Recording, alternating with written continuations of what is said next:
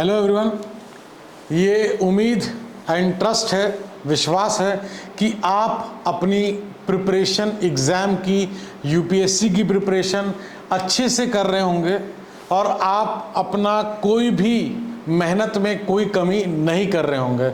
अगर आप कोई भी कमी कर रहे हैं तो कल कभी नहीं आता। ऑलवेज रिमेंबर दैट कि कल पे कोई चीज़ ना छोड़ें, बिकॉज ट्रस्ट मी, आप ये करके भी देखे होंगे। एक दिन का न्यूज़पेपर छोड़ दीजिए पढ़ना तो 4 दिन का इकट्ठा हो जाता है। तो उस एक दिन के चक्कर में हम 5 दिन और ख़राब करते हैं। तो इट्स बेटर कि उस दिन का हम स्टार्ट करें। पीछे जो बीत गया उसको भूल जाइए, आगे जो समय है उसको यूज़ करिए। इस वीडियो में हम डिस्कस करेंगे कॉम्पोजिशन की, है ना। किस चीज़ का कॉम्पोजिशन? कॉन्स्टिट्यूएंट असेंबली का कॉम्पोजिशन। इस चीज़ को हम डिस्कस करेंगे। नंबर्स, कैसे मेंबर्स आए थे और किस तरीके से मेंबर्स में डिफरेंशिएशन हुआ था, आफ्टर, जैसे जब मुस्लिम लीग ने विड्रॉ कर लिया था। ये सारी चीज़ें हम बहुत ही ब्रीफ मैनर में, शॉर्ट तरीके से इन चीज़ों को जानेंगे। तो कॉम्पोजिशन की बात करें तो कॉन्स्टिट्यूएंट असेंबली जो था वो पार्टली इलेक्टेड था, पार्टली नॉमिनेटेड था। इलेक्टेड कहाँ से था? जो भी सेंट्रल लेजिस्लेचर के जो ऑलरेडी जो मेंबर्स थे, जो इंडियन मेंबर्स थे, उसमें से जो रिप्रेजेंटेटिव्स थे, है ना, provinces and presidencies of the British India के, तो इनडायरेक्टली इलेक्टेड हुए थे। कैसे? Proportional representation with single transferable vote. The representative of the princely states were nominated.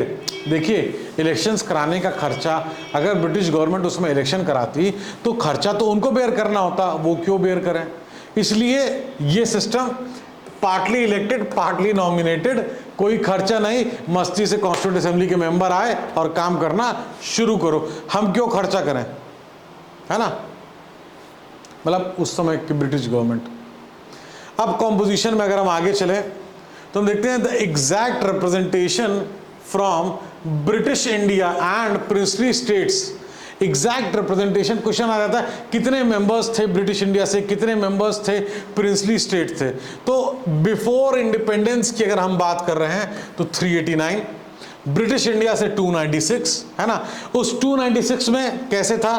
Provincial legislature से 292, चीफ कमिश्नर्स प्रोविंसेस से 4। ये दोनों को अगर आप प्लस करेंगे तो आ जाता है 296। ठीक है।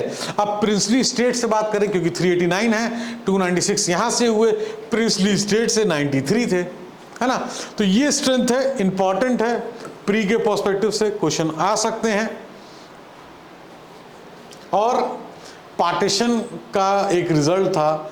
रिजल्ट क्या था, इफेक्ट क्या था कॉन्स्टिट्यूएंट असेंबली में? उसकी स्ट्रेंथ रिड्यूस करी थी, है ना।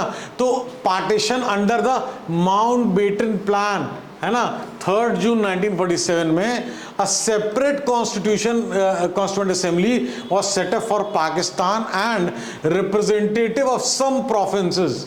जो प्रोविंसेस पाकिस्तान का जो हिस्सा बनी, उनके मेंबर्स सीज हो गए, उनकी मेंबरशिप, और वो मेंबर जो है of the assembly as a consequence, उसका मेंबरशिप अगर खत्म हुआ, वो पाकिस्तान कॉन्स्टिट्यूएंट असेंबली के हिस्सा हो गए। तो जो मेंबरशिप असेंबली थी, कॉन्स्टिट्यूएंट असेंबली की जो मेंबर्स थे, वो रिड्यूस हो गए 299 के।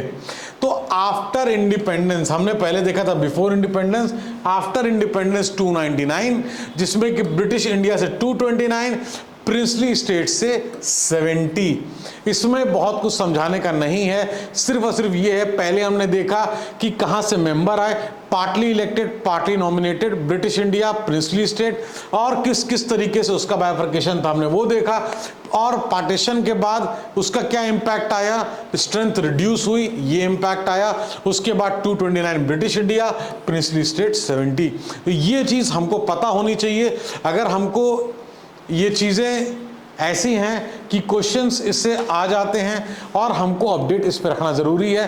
कोई भी क्वेश्चन है अगर आपके प्रिपरेशन से रिलेटेड, स्पेशली वो बच्चे जो घर में बैठ के प्रिपरेशन कर रहे हैं या 10th में, 11th में, 12th में, ग्रेजुएशन में है, उनको अपनी प्रिपरेशन आगे करनी है, तो उसके लिए you can get in touch with us. हमसे कांटेक्ट आप कर सकते हैं। फ्री ऑफ कॉस्ट इनिशिएटिव है गर्ग IAS एकेडमी का, जिसमें हम बच्चों की हेल्प करते हैं एग्जाम को क्लियर करने में, उनकी पढ़ाई में सही दिशा दिखाने में। Thank you so much for watching the video.